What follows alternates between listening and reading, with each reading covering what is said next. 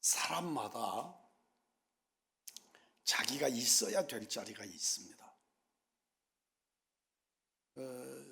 사람이 자기가 있어야 될 자리에 있지 못하면 사고를 내거나 문제가 일어나거나 또는 자기 몫을 다 감당하지 못합니다.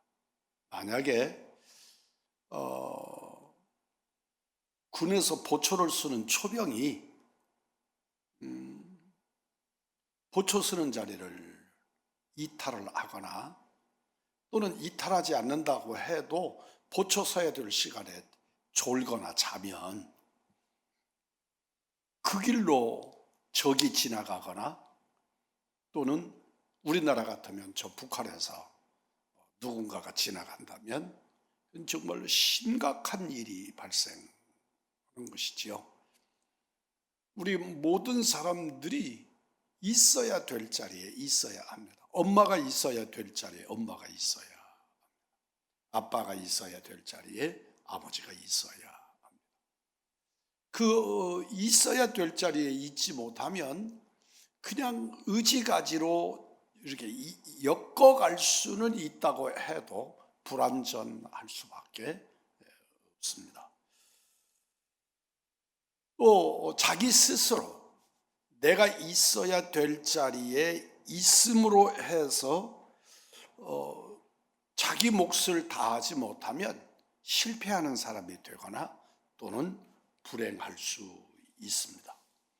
부모와 자녀도 각각 자기의 위치에서 자기 역할과 의무를 다할 때 가정은 행복하고 특히 성도의 가정은 복이 되는 겁니다. 그러니까 우리 그리스도인들은 아무리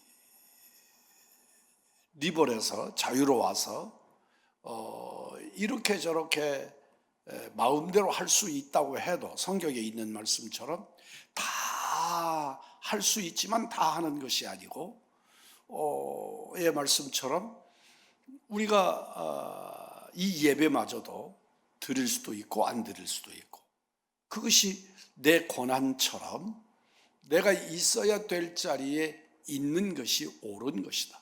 그것이 복된 것이고 그것이 그리스도인이다 라고 말씀하는 겁니다. 하나님의 자녀로서의 본분과 자리가 있음을 명심해서 때로는 불편하다고 또는 이 어느 한 일을 하기 위해서 한쪽을 손해봐야 된다고 또는 많은 사람들이 안 하는 일을 나만 행하고 내가 그 자리에 있어야 된다고 해서 부끄러워하면서 하나님의 자녀로서의 그 본분의 자리를 이탈하면 그 자리를 지켜내지 못하면 나는 자유로울 수도 있고 이익을 얻을 수도 있고 또 사람들에게 훌륭하다 그렇게 인정을 받을 수는 있을지 모르는데 하나님의 영광과 하나님의 뜻은 드러내지 못한다 하는 것이죠. 그렇게 사람의 형편이나 상황을 주장하고 드러내면 내 영혼은 불행하게 되고 하나님의 영광은 드러날 수가 없다는 것이지요. 많은 사람들이 많은 것을 누리면서 높은 자리를 차지하려고 저마다 몸부림합니다. 이 점에 있어서는 믿는 우리들도 동일하고 우리들도 그렇게 열심히 일해야 합니다. 주일에 예배는 잘 드리지만 한 주간의 일상 속에서 주님 없는 자처럼 세상을 삽니다. 세상 사람과 똑같은 기준과 욕심으로 암중모색하는 거죠. 어떻게든지 남이 보이지 않는 가운데 서지만 어떤 일의 성취를 위해서 노력하는 겁니다. 오늘 본문은 우리가 너무나도 잘 알고 또 이야기거리로도 이럴 만한 소재가 많지 않지요? 탕자의 비유입니다. 성도인 우리가 내가 어디에 있고 무엇을 가지고 살아야 하는지를 깨닫게 해주시는 말씀입니다.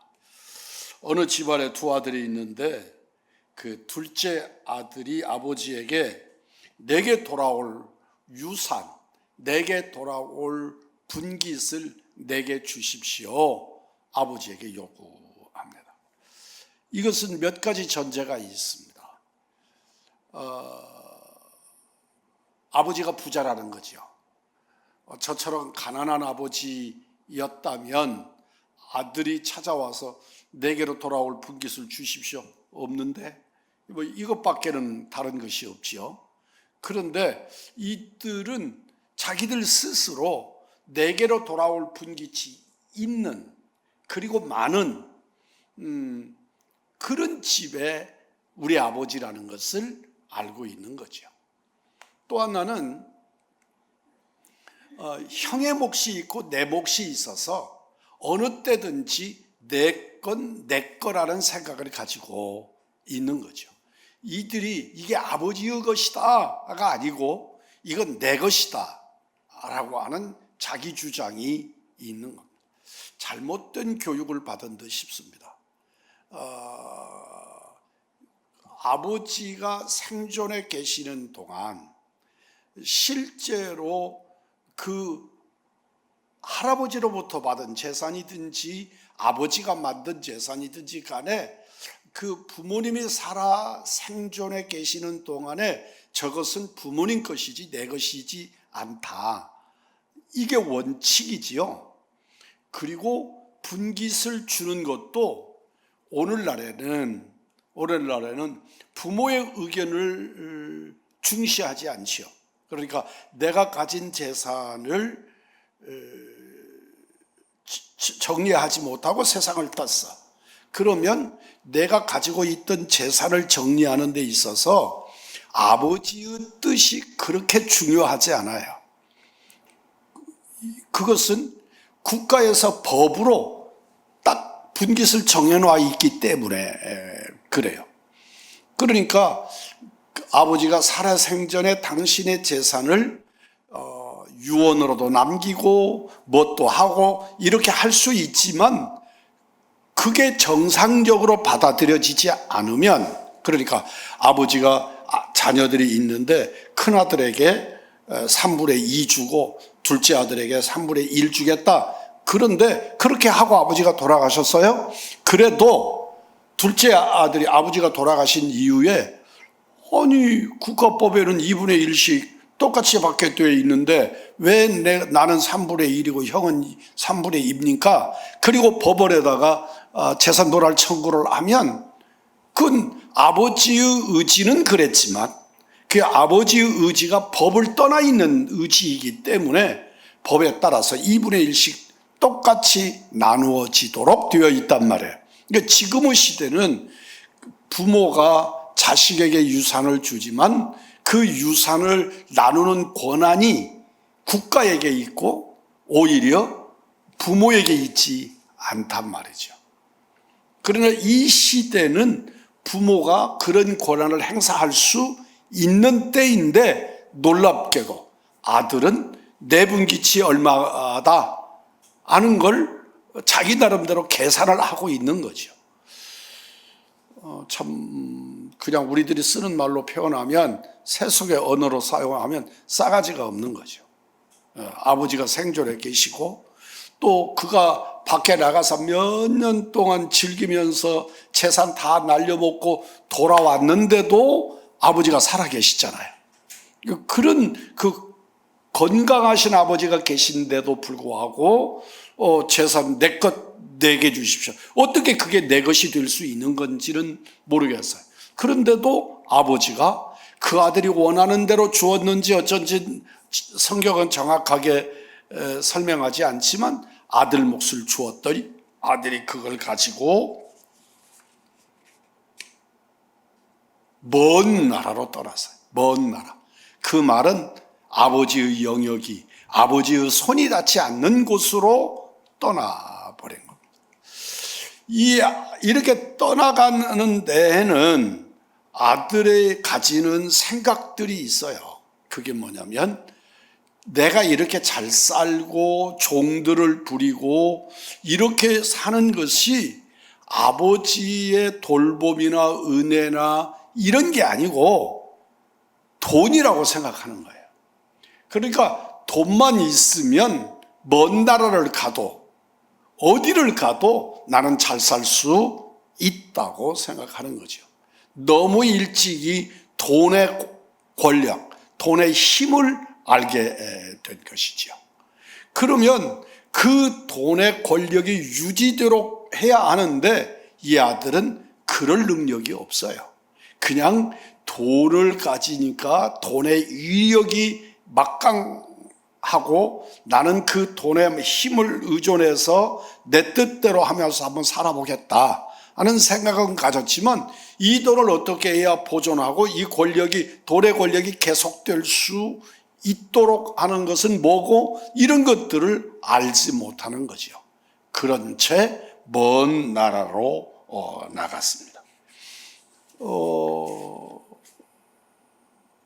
한번 보세요. 이스라엘의 4대 왕이 3대 왕이 솔로몬입니다. 근데 그 솔로몬이라는 사람 때에 얼마나 부자였느냐면, 이스라엘이 부자였느냐면 솔로몬 궁전의 벽을 금으로 발랐어요. 그러니까 오늘날에 모르기는 해도 이건 이재용 씨의 집이 얼마나 큰지 이런 알 수가 없지만 하여튼 우리 교회 크기만이라고 한다고 생각 한번 해봐요. 우리보다는 얼마나 크겠지만 우리 교회만 하다 그렇게 한번 보자고요. 여기를 앞뒤 벽을 다 금으로 발랐다고 한번 생각해요. 아무리 얇은 것으로 스프레이처럼 뿌려서 발랐다고 해도 이게 가능한 일입니까? 그런데 그 사람이 그 부함이라는 것은 상상이 불가능할 정도의 부자였어요. 그런데 그 부가 솔로몬이 죽을 때까지 유지되지 못해요. 아무리 부자라고 해도 쓰는데 질서가 없이 돈을 쓰기 시작하면 그걸 감당할 사람이 없단 말이에요. 그런데 이 사람이 돈을 가지고 나가서 벌어본 적도 없고 돈을 써본 적도 없는 사람이 아버지의 재산을 뭉뚱그려 가지고 남의 나라에 가서 그냥 성경에 있는 말씀대로 보면 허랑방탕했다. 그러니 그게 얼마나 남아 돌겠어요. 그런데 이 사람이 돈이 떨어졌을 때 국가가, 그 땅이 전체가 부자였다면 혹시라도 조금 더 유지될 수 있었을지 모르겠어요. 그런데 기근이 들었어요. 그러니 이 사람은 정말 어디 가서 입에 풀칠할 수 없는, 호구지책도 불가능한 그런 상황이 되었습니다.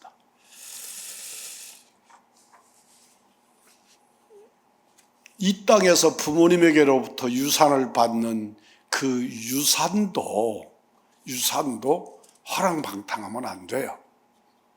하나님께로부터 받은 그 무엇은 더 말할 나위가 없지요. 우리가 철저히 하나님과 이웃을 위해서 쓰라고 하나님이 주신 것이다. 그러니까 노동자가 땀 흘려서 이렇게 돈을 벌었다고 해도 내 마음대로 쓰면 안 되는 거죠. 내가 노력하고 열심히 일하고 그렇게 해서 돈을 벌었다. 그래도 내가 벌었으니까 내 마음대로 쓴다. 그건 옳지 않다는 것이죠. 성도에게 하나님의 품보다 안전한 곳이 없어요. 하나님의 품을 사도 바울에서는 주 안 그렇게 설명해요. 또 말씀 아니라 그렇게 표현하기도 합니다. 주 안에 거하라는 말씀은 예수님을 주인으로 삼고 살라는 말씀입니다. 그러니까 내가 아버지의 품을 떠나면 자유다가 아니고 그건 방종이에요. 아버지가 돌아가셔도, 아버지가 이 땅에 계시지 않아도 아버지의 가르침과 교훈 안에 사는 거예요. 우리가 예수님이 내 눈에 보이지 않게 승천하시고 우리의 눈에 보이지 아니하지만 말씀대로 살아야 되는 것처럼 우리가 어느 곳에 살아도 우리 아버지 아들로 사는 거예요. 그곳에 자기의 본질이 있단 말이에요. 그런데 이 아들은 완전하게 자유라는 이름으로 방종했단 말이죠. 그냥 한순간에 거지가 되었고 그는 쥐염 열매도 배부르게 먹고 살지 못한, 이 요사이 젊은이들처럼 음식들, 먹는 음식보다 남아서 버리는 음식이 더 많은 것처럼 이들은 가난이라는 것을 경험해 보지 못했어요. 이 음식이 만들어져서 내가 먹을 수 있는 음식이 되었다라고 하는 것이 어떤 과정을 통해서 이 자리에 왔다는 것을 생각해 보지 않은 세대들이에요. 그러니까 음식을 버리는데 가차없이 버리죠. 오히려 그 음식을 다시 먹겠다고 냉장고에 넣으면 눈총을 받아야 하는 그런 세대에 우리가 살아요.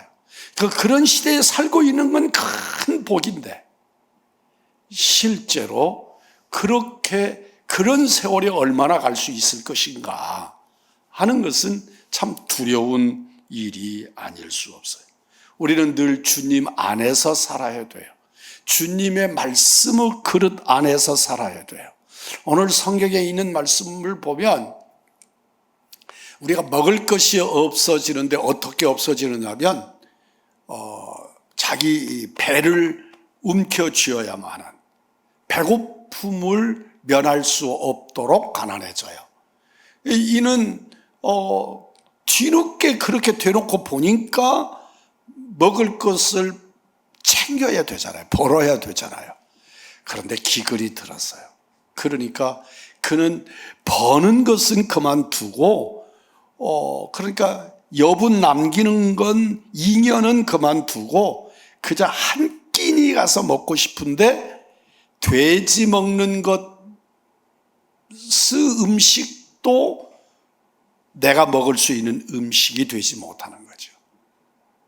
그 옛날에 저희들 친구들 중에 부모님들이 자식은 많고 집에서 먹을 것은 없어요. 그러니까 친구들을 그저 어떤 분들은 국민학교 졸업도 시키지 않고 그저 2, 3학년, 1, 2학년 이럴 때 남의 집에 일꾼으로 보내요. 보내는데 그냥 조건은 한 가지예요. 먹여주는 것. 먹여주는 것 한 가지예요. 무슨 그에게 월급을 상상도 못했어요. 그냥 그렇게 갔다. 우리들은 주님이 내게 주인으로 존재해 계셔야 돼요. 그래서 실제로 아버지를 떠나도 그 주인의 품 안에서, 주님의 영역 안에서 내가 살아야 된단 말이죠. 아버지를 멀리 떠나지만 정신적으로, 교훈적으로 아버지의 영역을 벗어나면 안 돼요. 우리가 주님을 모시고 가는 거예요. 그래서 내가 서울의 객지에 혼자 올라와 있어도 주님이 가르치시는 교훈 안에 사니까 허랑방탕하지 않는 거죠. 성도가 성도여야 하는 거예요. 성도가 성도의 자리에 있어야 되는 거예요. 우리는 진실로 내가 주인이 아니고 주님이 주인으로 계시는 거죠. 오늘 하루를 사셔도 남은 날들, 우리의 일생을 사는 날 동안에 언제나 내가 내 맘대로 할 수 있지만 내가 머물러야 되는 자리는 주님을 주인으로 모시는 자리, 그 자리가 내가 있어야 될 자리라는 것을 인식하시면서 믿음으로 사시는 우리들이 되기를 원합니다. 우리 가족들이 되기를 원합니다. 믿음의 사람들이기를 주님의 이름으로 축복합니다.